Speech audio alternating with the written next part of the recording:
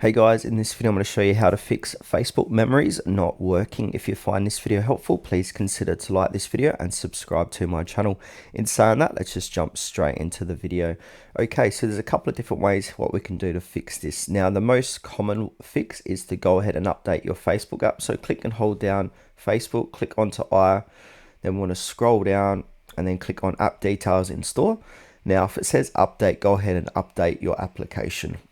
Next fix is to go back and click and hold down Facebook, click on the I to get into app info, scroll down, click on the storage, and we want to go ahead and clear cache. Now, the next fix is to make sure you have a strong internet connection. So memories need a stable internet connection.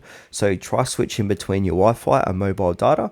Also, we can toggle airplane mode on and off. So scroll down like that, and then scroll down again. And now turn airplane mode on and off. Now, another fix what we can do is log out of Facebook. So go ahead and open up Facebook, log out, and then log them back in. Now, if it's still not working, I suggest uninstalling Facebook. So just click and hold it down, click on uninstall, and re-download it from your app or Play Store.